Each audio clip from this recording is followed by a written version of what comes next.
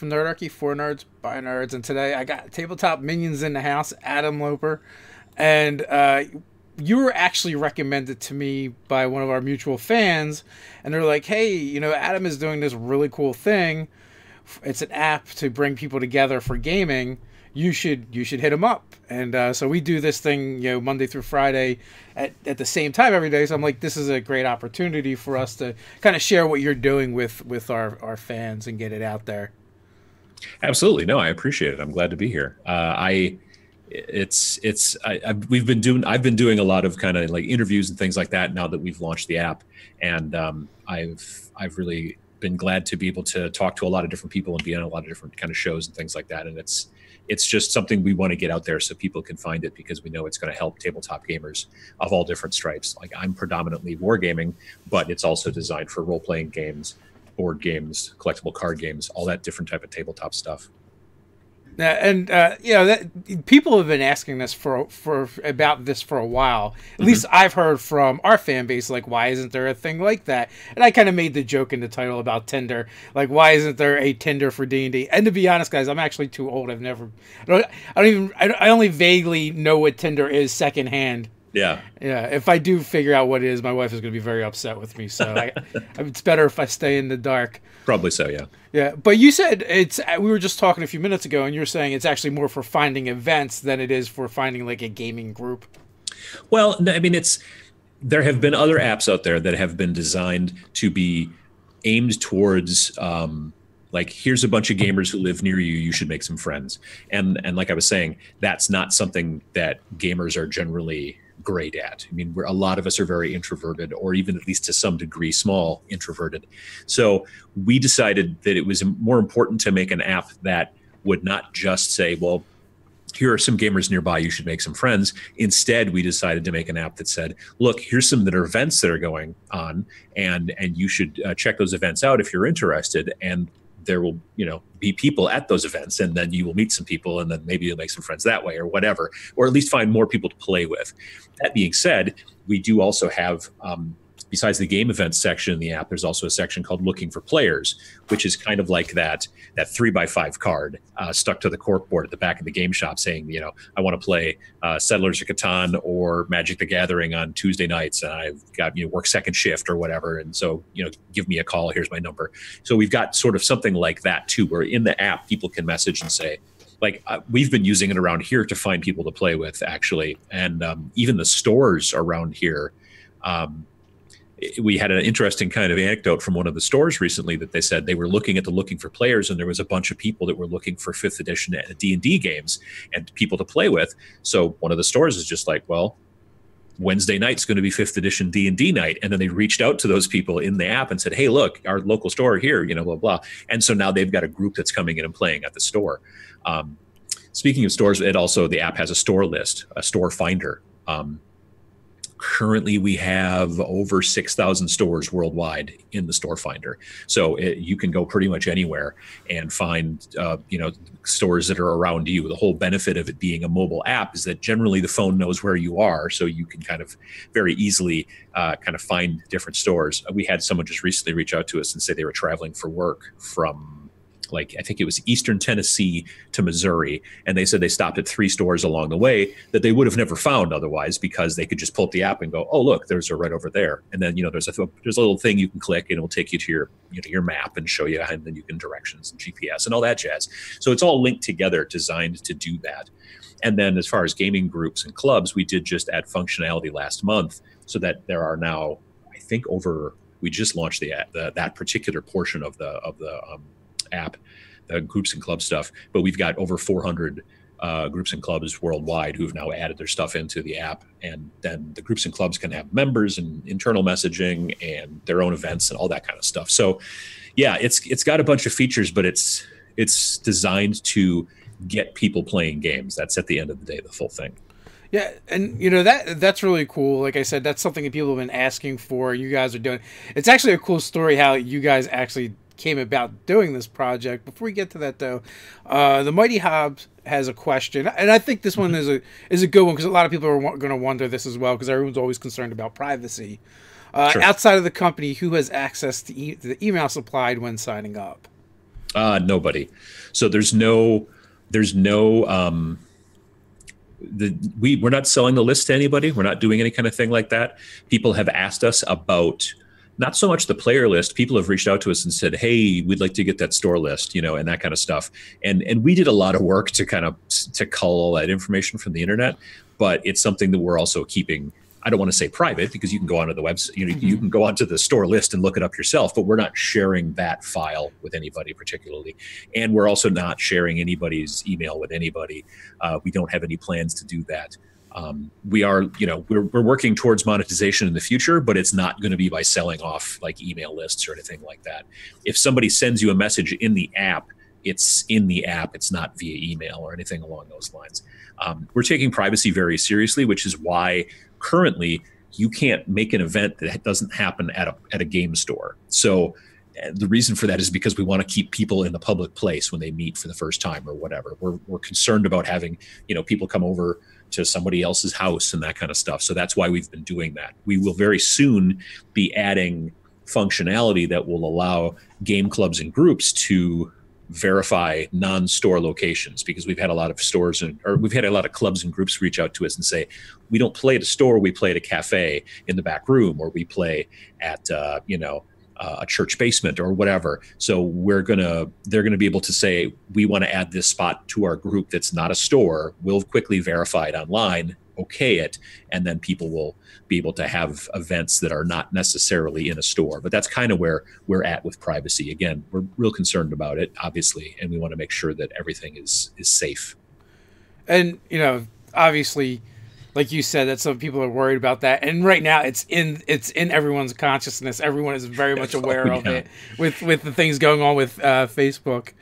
So honestly, every time there's more Facebook in the news over the last 2 months, we've just thought to ourselves, thank you, Uncle Mark. I mean, honestly, it's just been like every kind of goof up that Facebook. I mean, like when we first started the app, it was kind of in a response to Facebook, because there's a lot of gaming groups and people who try to use Facebook, but Facebook is not really designed for gamers, and it doesn't work super well with gamers. And so that's why we were like, we need to make something very gamer centric. But then with Facebook coming out and saying that they weren't going to be showing you as much stuff from stores and from groups, and they were going to show you more friends and family. That was a boon for us, frankly, because stores are like, stores might have 1,000 likes, and then they put out an event and 100 people see it. But they immediately get an email saying, hey, for $30, we'll show it to 300 people. And you're like, but 1,000 people said they liked my store. Why don't you show it to 1,000? That's the Facebook, that's how they make money, but it's not necessarily how we're planning on doing it. So if you've got a store and you post an event, people around you will see it. There's no algorithm that's going to show it to some people and to some not. So every one of those things, when they started talking about all the security leaks, when they started talking about all the different stuff that's been coming out of Facebook lately, has been every time for us really kind of like almost like a selling point for our app in comparison to them. So yeah, it definitely goes to highlight the people that are doing it right. I want to say, but unfortunately, you still have to deal with like all the questions that are generated. Oh, absolutely, and we're glad to answer them. I mean, like I said, this is not our first rodeo. Like we build the company. So basically, the company that's building this whole thing, we make apps for a living for companies like insurance companies and benefits companies and things like that. And you have lots of different rules and laws that you have to watch security-wise for different types of like insurance and medical information and all that stuff. So we're very familiar with how those types of things work. And so we've just basically kind of rolled that stuff in. We're not really asking for much information as well, in our app, so there's that, but we're also not sharing it, and we're keeping it very secure. So that's, sorry, there was a question. I'm actually just installing the app right now. It's really easy to do. Mm-hmm. I'm like, I want to check this out. And you answered one of the questions I was going to actually ask, and that was about how do you get all the information. You guys actually went out and curated a lot of that. That's a lot of work. For the stores, we did a lot of work all over, trying to make sure that we could find as many different places. And when we first launched, and we've only been, what's today's date? The 20th. In 2 days, we'll be at the 4-month mark since we launched, I think, because we launched a couple days before Christmas. So we've not even been doing the app like 4 months yet. But when we launched, we had 5,800 stores. And now we're creeping up, actually, I think, on 6,100. So even after all the work we did to search all over all the different places that we could look, we still there have been 200 stores that we didn't realize. And there's actually, I'm sure, more. So I think we're going to get to a point where, I don't know, maybe I think it's going to be very interesting for there to be a single place to find out how many actual game stores there are in the world. And that might be kind of actually useful too. So there's a question. It's actually being answered in the chat. I guess you got one of your folks in there. But I'm going to voice it and ask it aloud just because if someone watches later on, or if they're watching from somewhere else where they're not seeing this chat. So DM Don wants to know, how about bar spaces and other public places? Is there a place for groups like Drinks and Dragons, which is an event that he runs twice a month, I believe, at local pubs where they have games? So yeah. So right, like coming in the next hopefully couple of weeks, maybe 3 weeks, there's going to be a new edition. So it's going to be 3.0 basically of the app, and we're adding new features into our current groups and clubs stuff. With groups and clubs, you will be able to, if you become a subscriber, which is a good deal cheaper than Meetup for your group and club, you'll be able to, like I said before, make let's say there's a bar that you have your events at. You'll be able to go in and say, submit this bar, this address and all that stuff to be one of our verified custom locations, and then we'll just go on Facebook or the internet or whatever, quickly check and make sure, hey, is this an actual bar, blah blah, okay, cool, and then it'll be okay and verified. And at that point, then every time you want to have an event at that place, you can just pick it from your list of events, of custom event places, and then it will allow you to be able to do that. We're still going to put a little thing at the bottom that's going to be like, hey, just heads up, this is not at a public game store, this is someplace else, or whatever, that kind of thing. That's going to be more for the private events. But yeah, we've got it all kind of worked out, and it's coming. We've had a lot of people ask us about non-store locations, and we wanted to be able to make sure that we do it safely so that people can kind of get in there and be able to facilitate those types of game nights, but also still be safe. One of the other questions by Mighty Hob was, the app lists the company by name, Milk Can LLC, but the name isn't anywhere on your website. What is Milk Can, and what is your relationship with them, which you've kind of touched on already? Sure. So Milk Can, we're the company that made it. We're the company that makes it. This is where I come every day for my day job. My YouTube channel is a side job. This is my day job. I've been working here since mid-2016, and I'm a user experience, user interface designer. So, kind of like a web designer, but with a fancier title. We make, like I said, apps for all kinds of different companies, but we're also a small company. We're 6 guys, and we're also all tabletop gamers, which is awesome. Like, because I've never had a job before where I can make like a D&D joke at work and everybody laughs. You know what I mean? So that's kind of a nice thing. Wait, was that a requirement on the resume? Well, for me, maybe, I think, yeah, definitely. But so it's worked out really nicely that way. But the reason the company's called Milk Can is because we're based in Appleton, Wisconsin, and it's a Houdini reference. Houdini was born in Appleton, Wisconsin, and he used to do this trick where he would get into a milk can and then escape from a milk can and all that kind of stuff. So it's it's almost, I don't want to say it's a double entendre, because also being in the dairy state and all that stuff, but yeah, it's one of those kind of deals. So Milk Can's the company that makes GameFor, and that's where I work. So sadly, there's nothing within 100 miles of me for RPGs. Now, some other things did come up for the other categories, and I know there are some places. So if those places wanted to be included, how do they add their stores? So stores can get verified for free. If a store, there are probably stores within. If you look in the store finder, I bet you'll find stores nearby, and then. Basically, if anybody's got a store nearby that doesn't have their events put into GameFor, they should reach out to their local store and say, hey, look, you can do this for free. They can go to the website, which is www.iamgamefor.com. So it's IAM, as in Mary, GameFor, which is all one word, GameFor.com. They can go to that website, and they can, down at the bottom, there's a thing that says store owners link, and they can click on that, and then they can request to have their store verified. If their store is already in our list, then we won't have to put it in, obviously. But then they can get verified for free. All we need to do is usually just like, if they email us from like their domain name, if they have that, that's cool. But if they've got like Gmail for their email or whatever, we'll just usually call or something, send a message through Facebook or do something so we know we're talking to the people who actually own the store or work there. And then we set it up for free. And then stores can put their events into the overall game listing, and they don't have to use the phone to put their events in. They can actually use a laptop or a desktop computer because there's a web interface for stores. And then they can have repeating events, for like Friday Night Magic, or if they've got a, Saturday, D&D club or whatever, they can put that stuff in there, and there'll be repeating events. And then in the store listing, you will see underneath in the little cards of the different events, it will say event hosted by and the name of the store.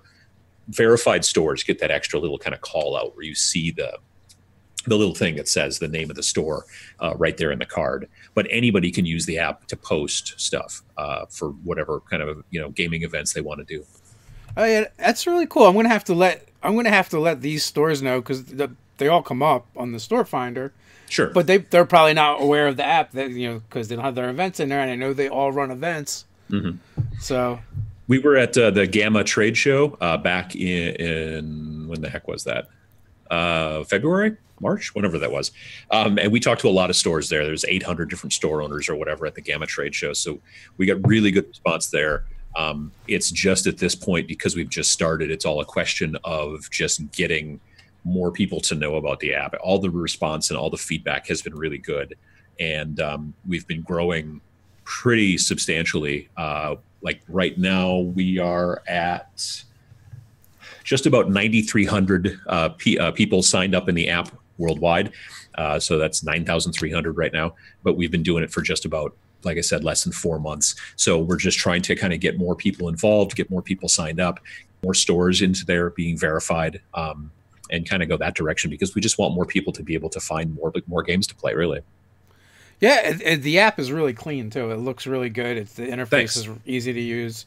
Like I said, I literally just, while you were talking, when I was distracted because I was like signing up for it and grabbed my confirmation number.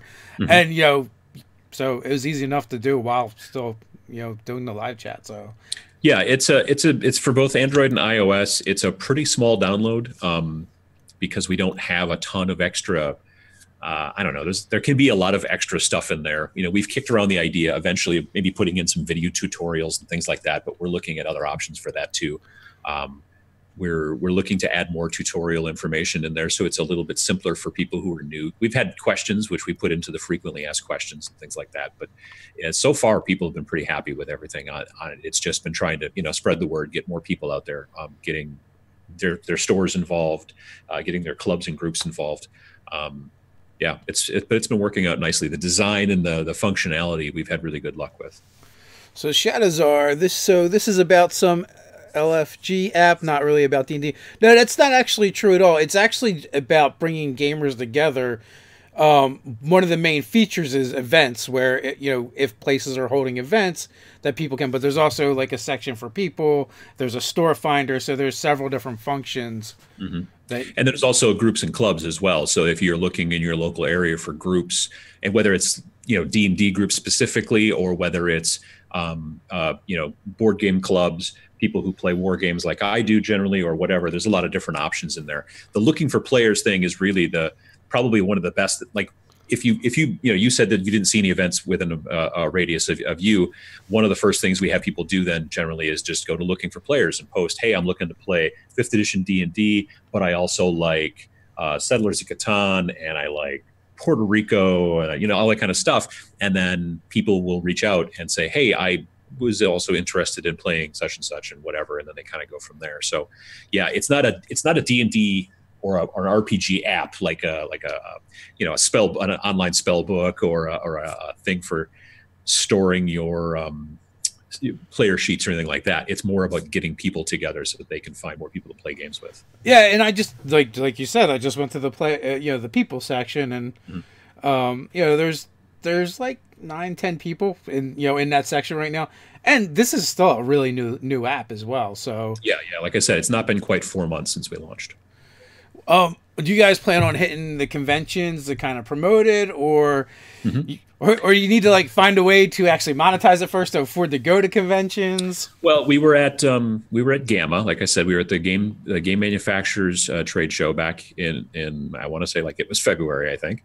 Or was it March? Anyway, it's been a blur because we've done a couple of things all quickly. I was at the Las Vegas Open, which is a wargaming convention and tournament back in January. That's in Las Vegas. Then I was in Reno. We're going to be at the ACD. They're a big game company distributor. They're the game stores work with distributors to get their stuff, and they're a big distributor. ACD. They have an event in Madison, Wisconsin, coming up at the end of May, which is again mainly just for game stores, but we're going to be at that as well. After that, we're going to be at Nexus Game Fair in Milwaukee. We're going to be at we're going to be at Origins, we believe. That they've said yes, but we haven't gotten an email back yet, so we're still working with them to try to make that all signed up. We're not planning at being at Gen Con. I was at Gen Con last year myself for the 50th because I was at the 25th, and I figured, it's kind of a nice little bookend.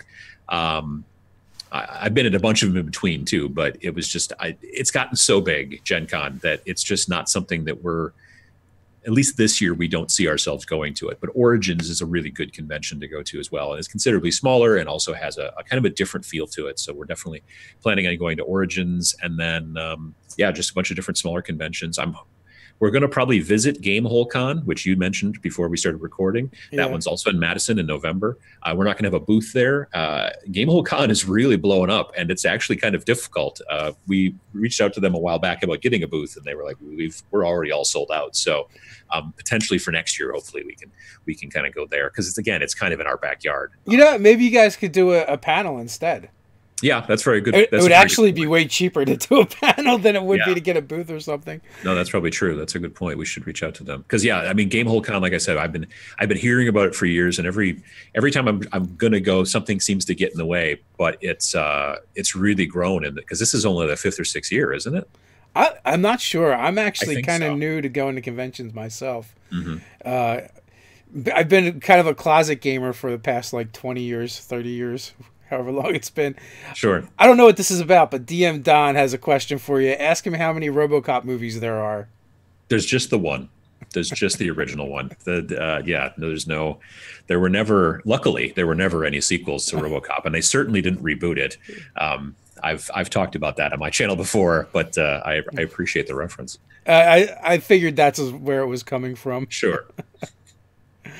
So you say you guys are also playing D&D in the office there. Yeah, one of many things actually. But we've because my first game, in 5th grade was Dungeons and Dragons. I mean, other than like Monopoly and the stuff that you play when you're a little kid. But my first what we would consider to be games was D&D in 5th grade. And then I didn't play for a long time. And then for a while in college, I played Rollmaster, and I also played Shadowrun.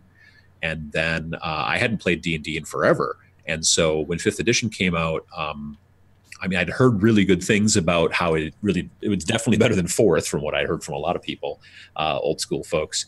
And so two of the other guys, the senior developers, have been playing on a Monday night, kind of like a Skype thing with a bunch of other friends who are, scattered about. And so we've decided now to start playing here in the office. So all 6 of us are playing on Tuesdays during lunch. I've got a dwarven cleric who follows Ilmater, the god of endurance, and we've got a dragonborn paladin, we've got a half-elf rogue, we've got a tiefling warlock, and we've got a half-orc monk, if I remember correctly. I think that's everybody. Yeah, pretty sure. So yeah, it's kind of fun because it's it kind of is getting my feet wet back into RPGs and going that direction. And it's nice to kind of also be able to bring my miniature things into it if I need to.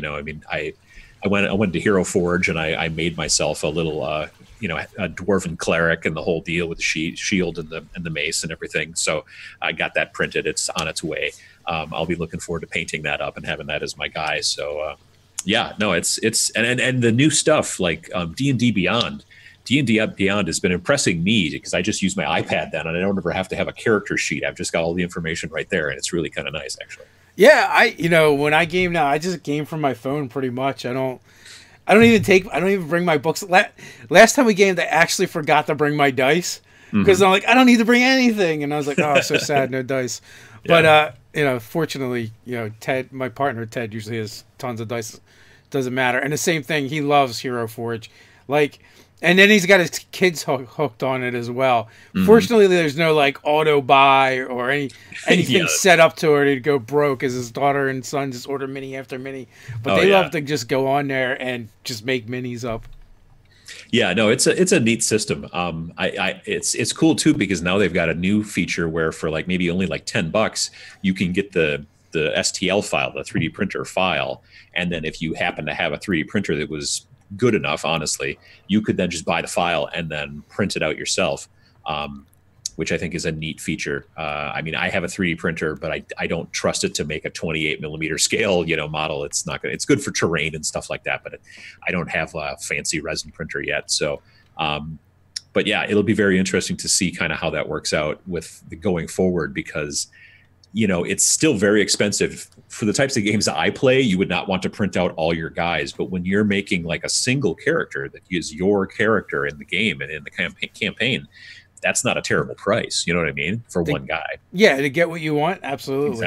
Exactly. They actually print them right up the street from me. Well, oh, really? Up the turnpike, I should say. I'm in South Jersey, and I think they're in Long Island. The Shapeways is, I'm not actually sure where they are, but I know they're in New York. Yeah, okay. New York, yeah. Yeah. So I'm with what we do and, everything is kind of international. I'm a couple states over, that's you're practically, I could borrow sugar from you.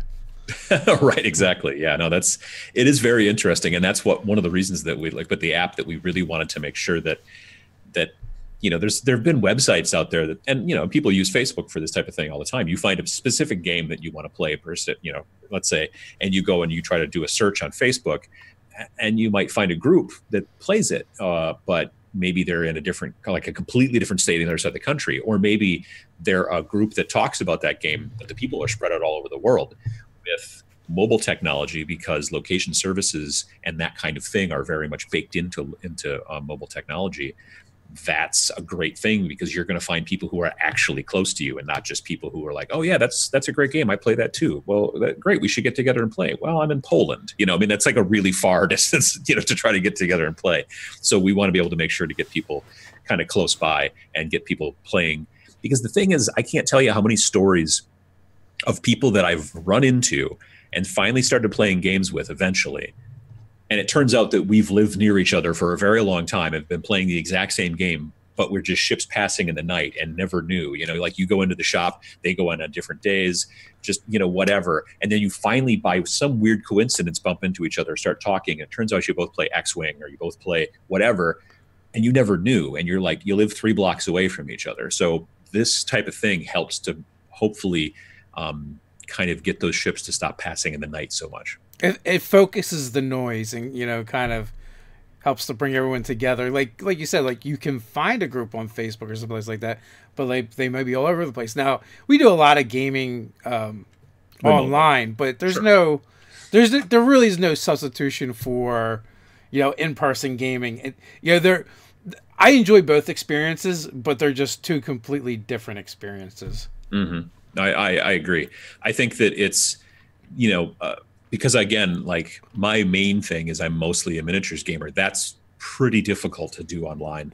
Whereas role playing is, I think, of the 4 different genres, probably the easiest to do online, barring video game style stuff. There's obviously Magic online, but that's a totally different thing.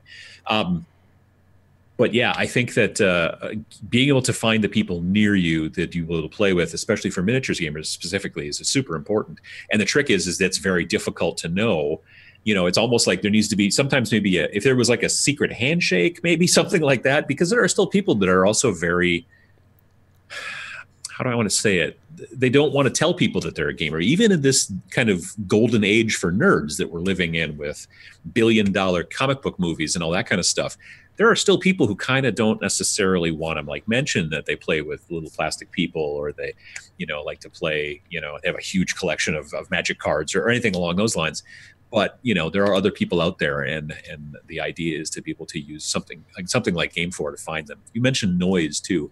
That's one of the things also that we also looked at. When you go to Facebook, there's maybe the things that you're looking for that are gaming related, but then there's also like pictures that your aunt posted of the garden and all these people that you knew from high school, and there's so much other junk in there that sometimes you just don't want to have to deal with. I can't tell you how many people I've talked to who've said, if I would get rid of Facebook altogether, except that's how my gaming group and these people and whatever we communicate. So those people are, in my opinion, like a perfect use case for the app, because then they can go into the app, do gaming related stuff, gaming related messages, search for gaming related things, and then go on with the rest of their day. Now, Tony has a question for you. This doesn't pertain to the app, but it's about Tabletop Minions, the YouTube channel. When is Sam putting out more painting tutorials? We are going to be filming, actually, I believe it's on the 5th of May. That's a Saturday, I believe.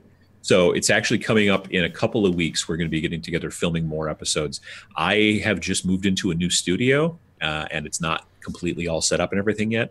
So yeah, on the 5th, we're going to shoot more videos, and then I'll probably edit those up and then start releasing them over the course of May. Sam is a very, very, very good professional painter, award-winning professional miniature painter who does commission work and things like that. And he and I have been friends for many years. He actually lives here in the town that I work in. So when I come to work, I drive to his city, and when he comes to film, he drives to mine. And it's, like I said, it's about 20-25 minutes, so it's not a big deal. But yeah, he's got a very good kind of teaching style. He's doing more and more of it outside of my channel. He's been doing classes. He was teaching classes at this big wargaming convention called Adepticon. It's the biggest wargaming convention in America. It's about 5,000 people. Happened about 3-4 weeks ago in just outside Chicago. And so yeah, he taught a bunch of classes this year. I got to take one of his classes, because it was his first year, so I was glad to be able to do that. I taught classes not about painting, but about YouTube stuff. It's being able to kind of learn that stuff is really cool, and I'm really glad to see that people are reacting very well to his videos on the Tabletop Minions channel. He's a very good resource for people to learn about painting. Yeah, when someone's really good at that, that's just amazing. Like, I remember one of the first painters we had on one of these live chats, and they said that, they're like, hey, I do some painting, for commissions or whatever. Can I come on and talk about stuff? And I'm like, oh, whatever. Mm-hmm. And then he like sent me the pictures, like, oh my God, this stuff's amazing. Sure, you can come on. Oh yeah, no, Sam Lenz is an amazing painter, and the thing that's the craziest is to actually watch him do it live. Like, if I'm sitting there watching him do it, and it's just such very quick and simple brushstrokes, and I'm just like, that would have taken me so long. I mean, he's just been doing it for so long, and he's so very good at it. Watching him actually do it live, if you can, ever in a class, definitely try to take a class with him, because it's just amazing to watch.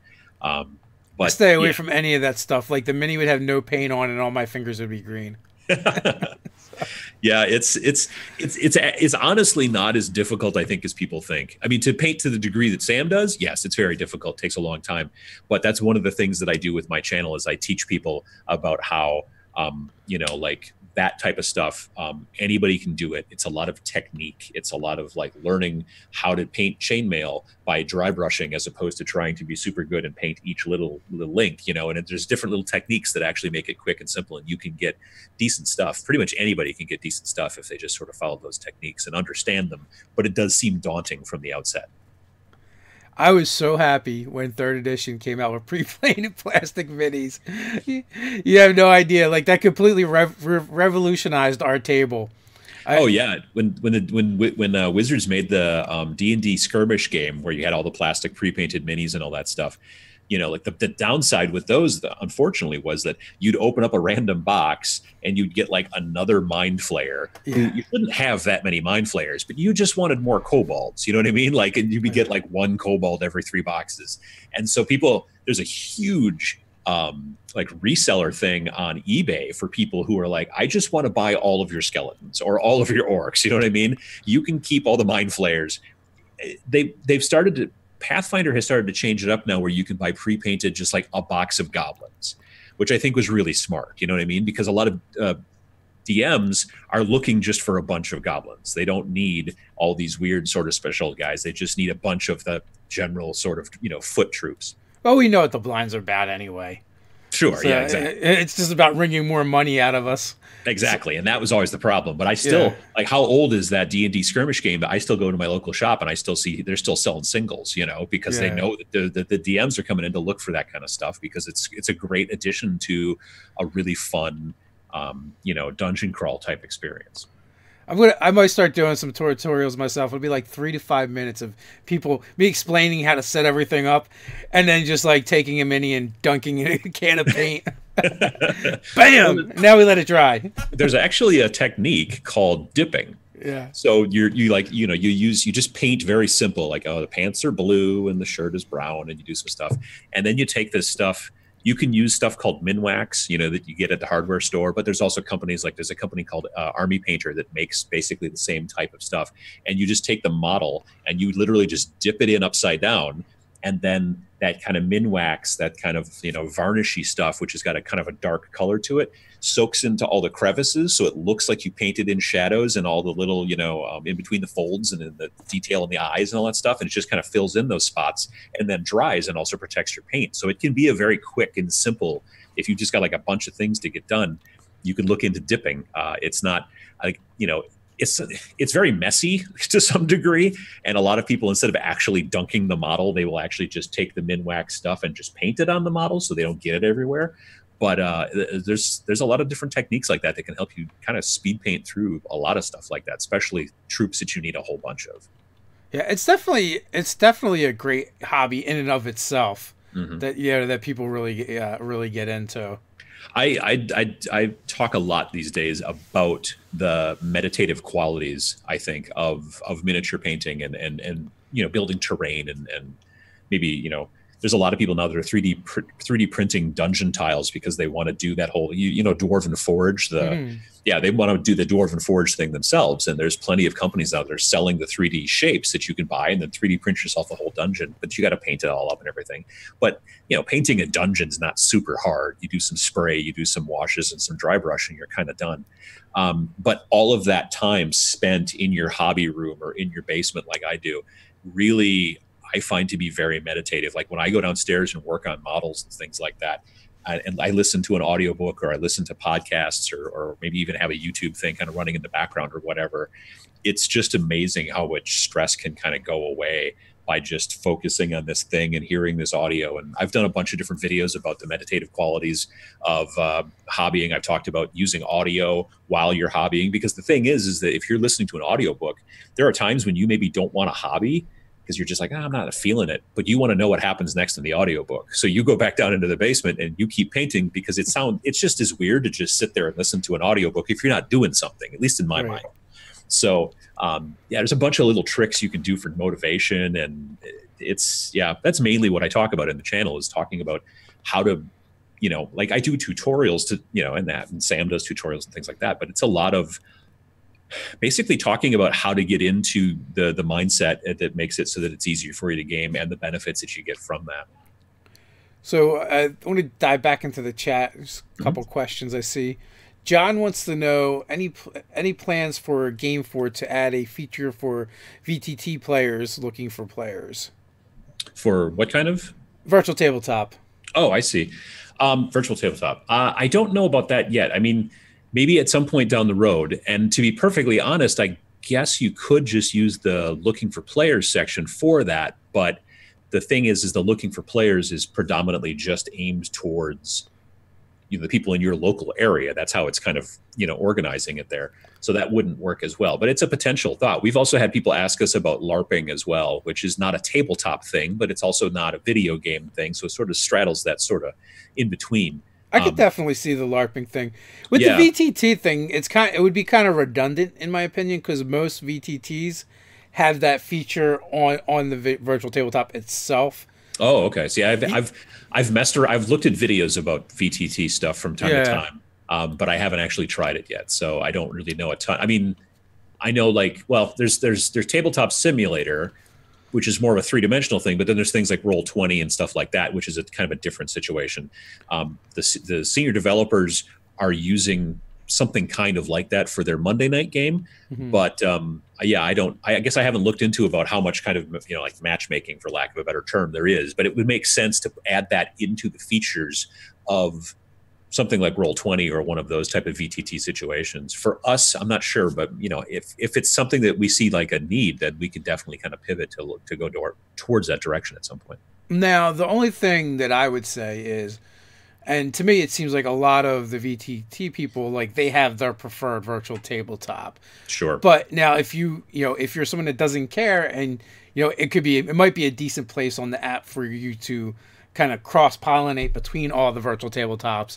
You're just you're just looking for a group, and you guys can like fight it out over where you're going to actually play it afterwards. But instead of going to Fantasy Grounds, Roll20, Power VTT, and there's a couple others as well. Individually, you can kind of like collect everybody at once, I guess.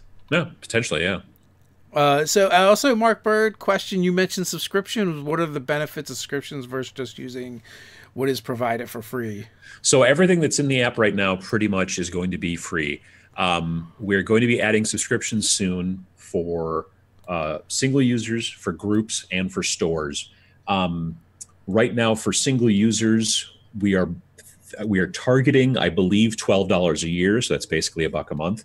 And the benefits are going to be, you're going to get like an extra badge that shows that you're an actual subscriber, so that it's kind of along the lines of like, Board Game Geek, where you can see the people who support versus the people who don't, and then you kind of go from that direction.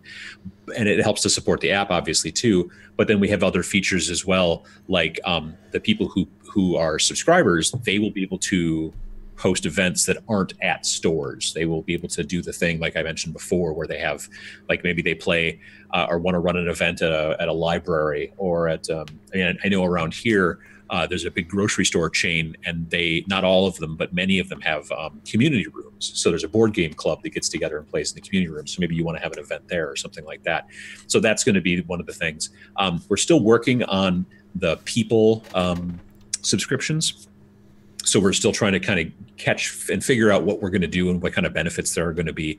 But there will be some of those types of benefits. And then for groups, right now, you can have as many people in the group as you want. And when we do switch groups to subscriptions, if you've got more than 10 people in your group, those people will kind of be grandfathered in.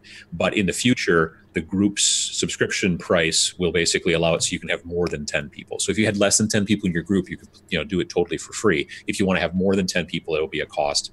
And like I said, it's going to be cheaper than meetups by a good deal. But then there's other added features that will also be involved. I can't remember all of them right off the top of my head, and I don't have the note thing here. For stores, we're going to be adding in the ability to have, like right now, if a store is verified, they get the little thing across the bottom of their event that says, hey, this event is hosted by name of store. That's going to be a standout thing. If they're a subscriber store, they're going to have the ability to make repeating events that last longer than just, say, 3 months. They can go longer, and they've got a bunch of other features as well. We're still working on all that feature list stuff, and we're hoping to launch the groups. Subscription is probably going to be the first thing that's going to get launched, and that will still probably be close to the end of summer, maybe a little earlier, but that's where it's at right now. For users, for normal users also, we're going to be adding in some advertising eventually, and like a little banner ad across the bottom and that kind of stuff. That will go away if users become subscribers, so that they won't have to see the little Candy Crush or whatever kind of little ad at the bottom and that kind of stuff. That's kind of standard as well. But yeah, we've got a bunch of features that we're working on. But as you're using the app now, pretty much everything in the app that you've got now is going to be as part of the free tier for all of the different parts. So extra bells and whistles and get rid of ads once they show up. Basically, which yeah. You got to pay for things somehow. You know, it's Exactly, just that's just the nature of the beast. We had an angry comment the other day about ads. I'm like, I don't know. My kids still want to eat. I don't know what to tell you. Yeah, yeah. No, I mean, we knew we did not want to charge for the app. We didn't want it to be like, it's $1.99 in the App Store or anything along those lines. So we wanted to make sure that it was something that was, if you saw the value and if you wanted to support the app, you could become a subscriber to get that extra value and also help support the app. Because as you said, there's server costs and things like that. We would have had the app out sooner, but we also have to make money. So we do our normal day job. Like I said, we build apps for other companies, so we've got that going on. But in a perfect world, what we would love to do eventually is to just do GameFor and to not have to do the other kind of client work. And we would love to expand upon GameFor and do more. Get into a lot of different areas. Get into content stuff a little bit. We want to be able to get into, we've had a lot of people ask us about, on the wargaming side and on the Magic the Gathering side, ask us about tournaments. I know with role-playing, you've got the Adventure League, which is kind of the big thing for Dungeons & Dragons. We want to be able to have abilities for different publishers to be able to say, look, this is an official Adventure League, let's say, or this is an official whatever, and have those stand out differently in the game listings and things like that. So we've got a bunch of different things going that direction. We're constantly kind of shifting and trying to figure out what we're going to do, and we have a lot of things written on whiteboards and stuff like that. And so it's like I said, this is something that we do. This is making apps is something that we've been doing for quite some time, but we're also all gamers as well. We're all gamers, and so it's kind of a by gamers for gamers sort of situation. But we've also been talking to, because none of us is a store owner, so we've gone out and interviewed store owners and asked them what kind of things are they looking for, what kind of benefits, what kind of things would they like this app to do. One of the things that we talked about as far as the subscription thing is that a lot of store owners are like, I don't want to have to put my information into GameFor and then also put it on my webpage. So we're going to be building one of the subscription features for stores eventually will be the fact that you can either put a widget on your webpage that will just automatically pull all your events out of GameFor and then put them on your webpage for people to find. Or if you already use, say, something like Google Calendar, information from what you put into GameFor could automatically go to Google Calendar. So you don't have to, enter everything twice. You enter it one place and it goes into a couple different places. We can't make any information go into Facebook or Facebook events because Facebook does not allow that. So unfortunately, that's kind of the problem. But like I said before, what a lot of stores are finding out is that they post things in Facebook and people just don't see it. We talked to at least a couple different stores that had about 1,000 likes on Facebook. And then I would ask them, doing my sales pitch at Gamma, I'd be like, so how many people actually see one of your events once you post it to your 1,000 likes? And they're like, 100.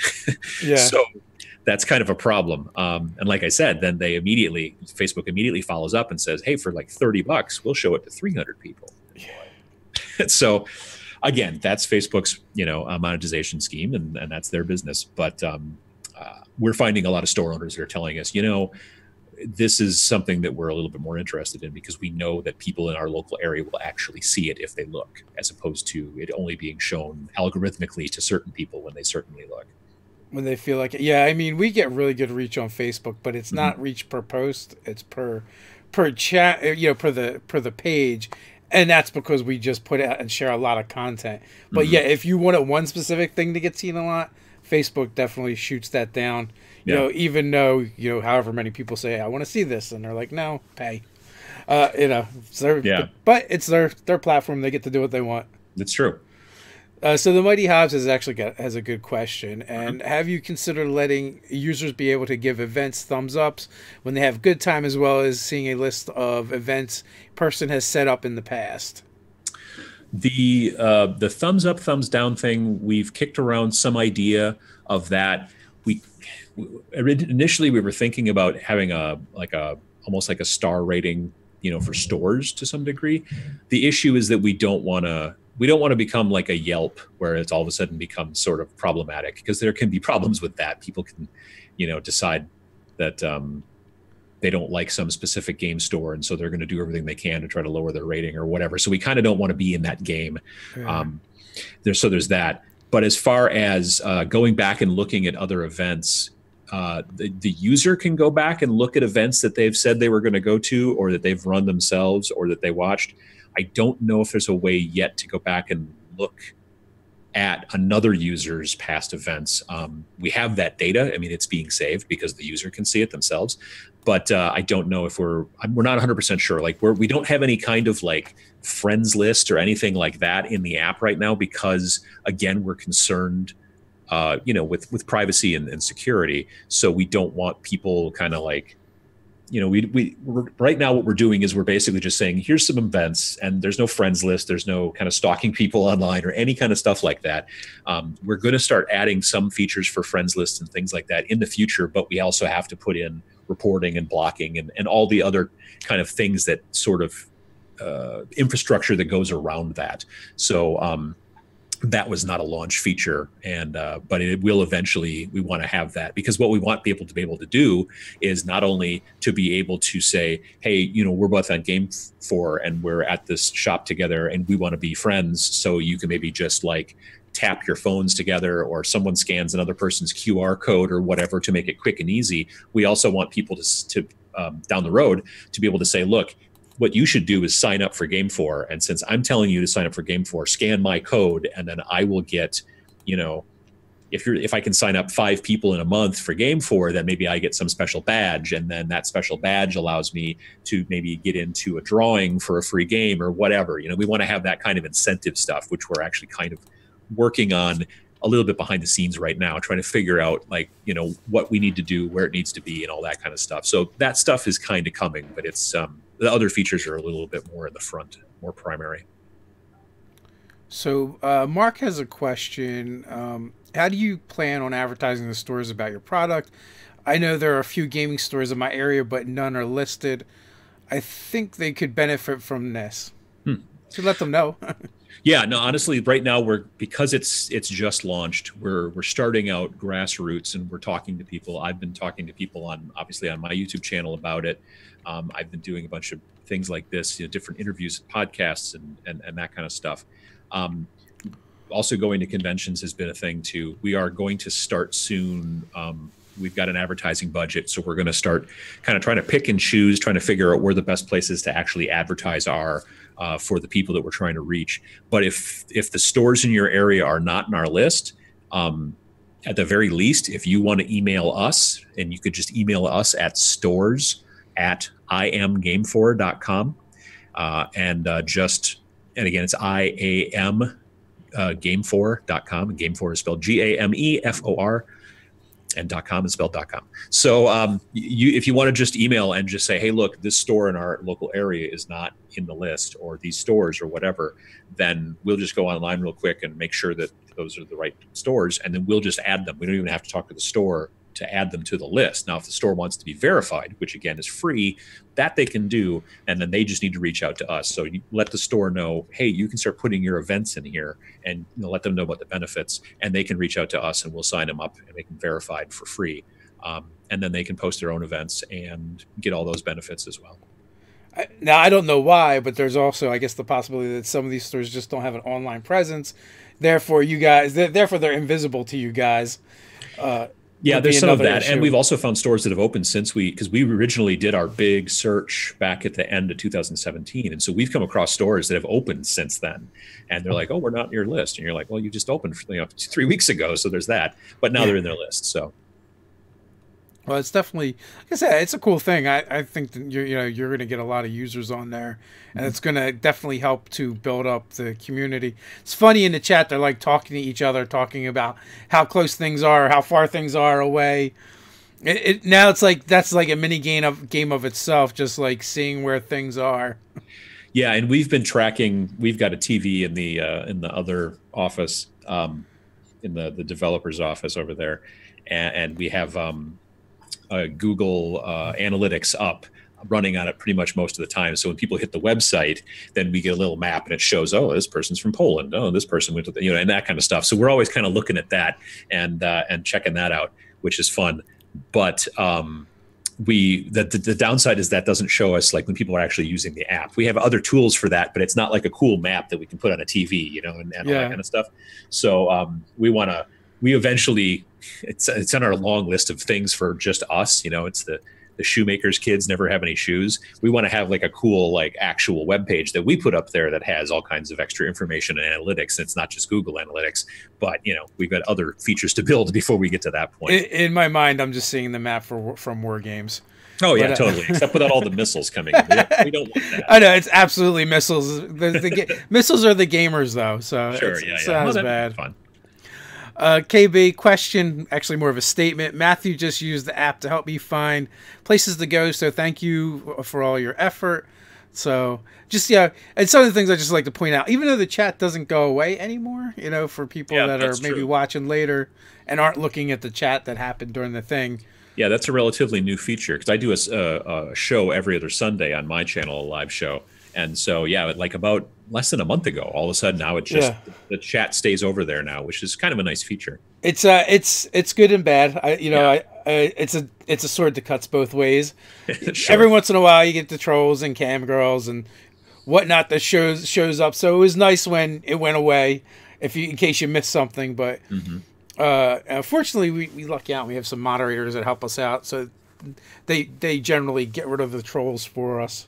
Yeah. Yeah, I've got a moderator that helps out too on the Every Other Sunday show, and he's a good guy. I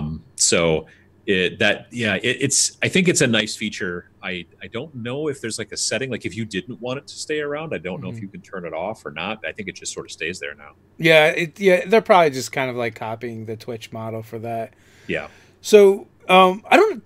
Did we mention how you kind of came up with the app? How the app was started? No, I think that I think I got off track. So like I said, we build apps and websites for companies here. And before I even started working here, so this was in late 2015, two of the owners were playing X-Wing a lot. They're starting to play Star Wars X-Wing quite a bit, and they wanted to find people to play with locally. And they knew that some stores had some tournaments and things like that, but they wanted to be able to play a little bit more casual stuff than tournament things.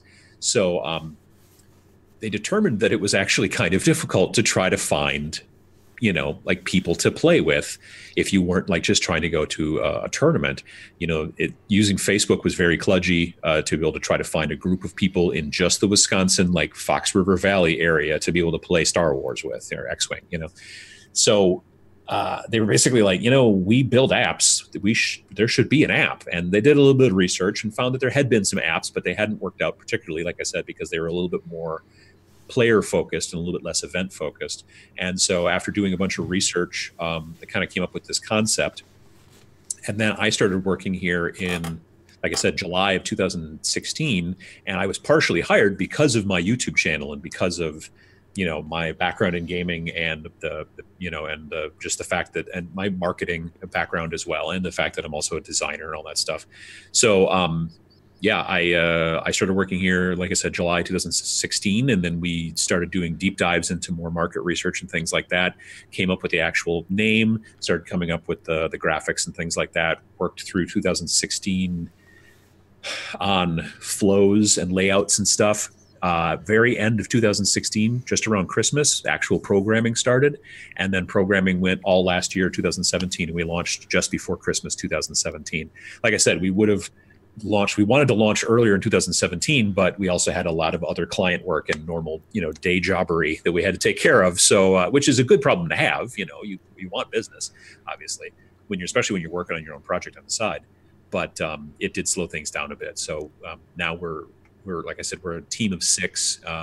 There's basically 1 designer and 5 developers. So that's, I think, actually a pretty good mix. But when we develop the stuff, we develop it for both iOS and Android, and we do it separately. So the apps don't look exactly the same on each device. They look like the device they're for. There's a lot of apps out there that they design it once, and then there's this piece of software that splits it up and tries to make it work on both operating systems. Mm-hmm. And that is not necessarily the best way to do it. It's efficient, but it doesn't work super well sometimes.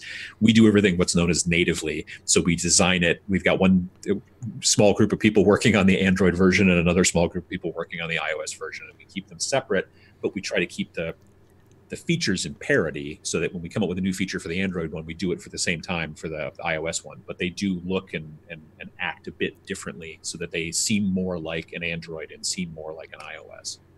They're intuitive to the device they're on. Indeed. So the really important question is, though, did your boss now find X-Wing players? Actually, now he started playing Age of Sigmar. So I've gotten him into, more Warhammer and a little bit less X-Wing, although he does still play X-Wing from time to time. Yeah. So, and that's been fun. But now we're starting to play, he and I specifically, because we're kind of the war gamers of the group, although one of the other developers is now getting into it more as well. But he and I play Age of Sigmar, and we're also starting to play Shadespire, which is also by Warhammer. So actually, we're running an event here, actually in Oshkosh. We're running an event next weekend on Saturday, because next Saturday is, or this upcoming Saturday, not tomorrow, but the next Saturday, 28th is International Tabletop Day.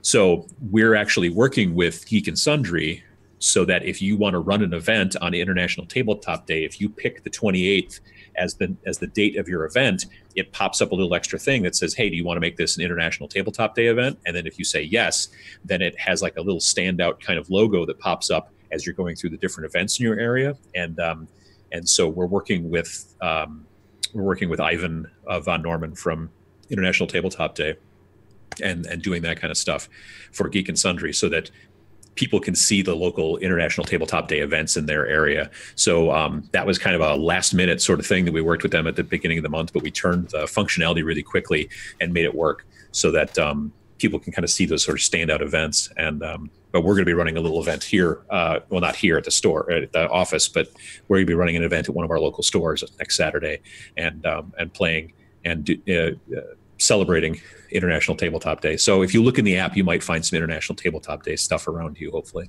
Nice. I'm still figuring out what I'm doing for Tabletop Day.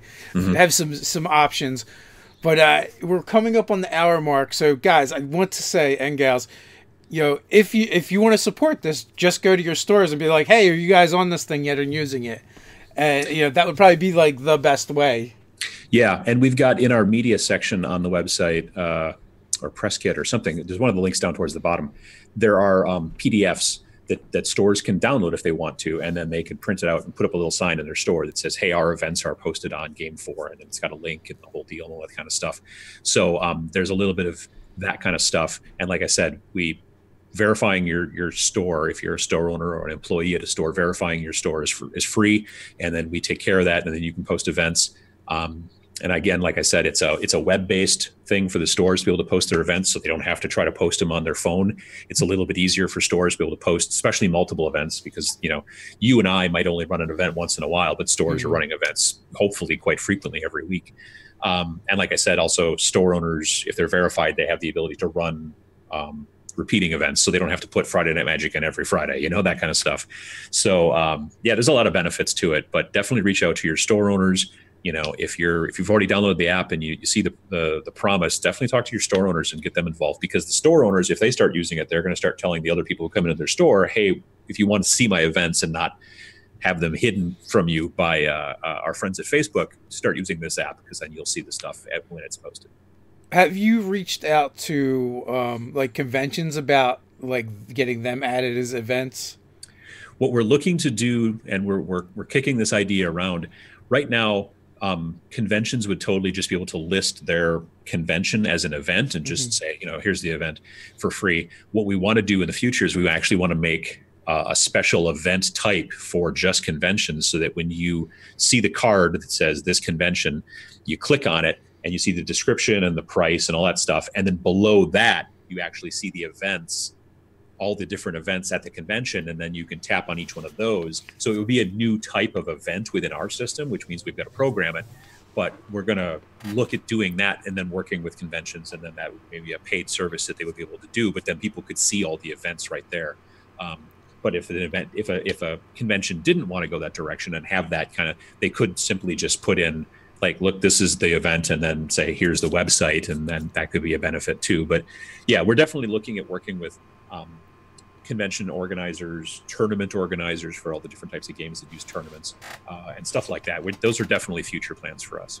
There's also a couple of like smaller online conventions that might be interested in connecting with a service like this.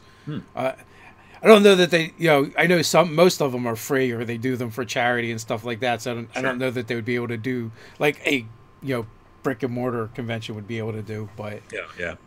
I'm sure they would love to take advantage of using the event feature at any rate.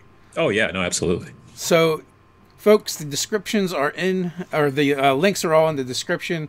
If you're on Facebook or YouTube, if you happen to be on Twitch, you have to go to one of those places and you can check it out. Go show this off to your local flags. And if you're looking for games and events and stores, this is a great feature. Like I said, I downloaded it and got it up and running while doing the live chat, so it's super easy to plug into. So I want to thank you for coming on, Adam. Really appreciate it. Thank everyone for hanging out with us today. And until next time, stay nerdy.